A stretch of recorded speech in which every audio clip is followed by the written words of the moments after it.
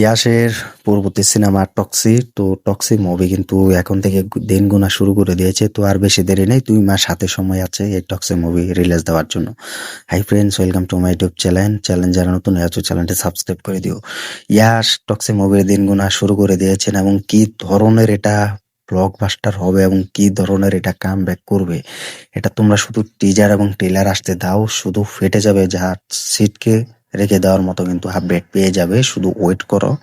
Already কিন্তু এখনই ইয়াশ তার এই টক্সি মুভির দিন গোনা শুরু করে দিয়েছে।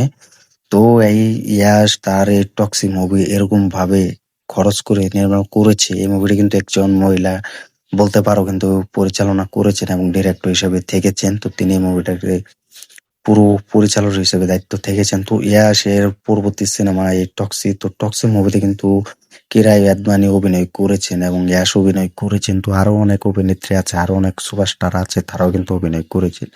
তো এই টক্সি মুভি এত লেভেলের হতে যাচ্ছে, শুধু এখন থেকে ইয়াশ তার পরবর্তী এই টক্সি মুভি দিন গোনা শুরু করে দিয়েছে।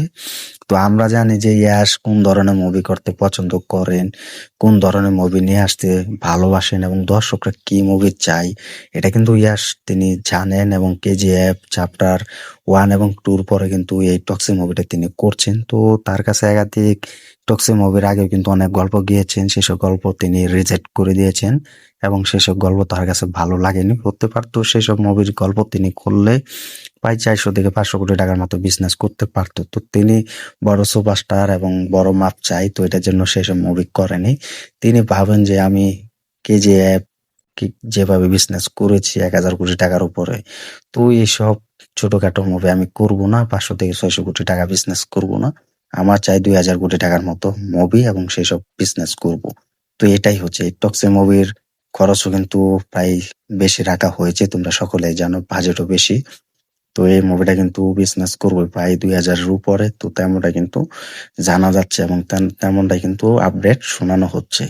তো এই টক্সি মুভি এর দিন আস্তে আস্তে কিন্তু গণা শুরু করছে এবং দিন যাচ্ছে। তো শুধু একবার আসতে দাও, এটা কি ধরনের কি আসতে যাচ্ছে শুধু বুঝতে পারবে। এবং টিজার বা ট্রেলার তো আসলে আমরা বুঝতে পারবো যে ইয়াসের এই টক্সি মুভি কি ধরনের পারফরমেন্স করবে এবং কি ধরনের বাজার কাঁপাবে এবং রাজত্ব করবে, সেটা সময় বলে দিবে। শুধু এটুকু বলতে চাই যে বাংলা ইন্ডাস্ট্রিতে অনেক বাঙালি ফ্যান্সরা আছে, ভক্তরা আছে, তারা কিন্তু ইয়াসের ভক্তও। তারা কিন্তু অপেক্ষায় আছে যে টক্সি মুভির টিজার এবং ট্রেলার দেখার জন্য, যে পুরো বলিউড, সাউথ, তামিল, মালায়ালাম ইন্ডাস্ট্রিতে কি হয় এবং কি ধরনের কামব্যাক করে।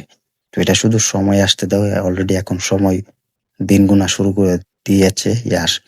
তো কেমন হয়েছে ভিডিওটি এবং ইয়াসের টক্সি মুভিটা এখনো দেখার জন্য কতটা অপেক্ষায় আছো, কমেন্ট করে জানিয়ে দাও। এবং টক্সি মুভিতে ইয়াসকে আবার কেজিএফ এর মতো পাবে কিনা কমেন্ট করে জানিয়ে দাও।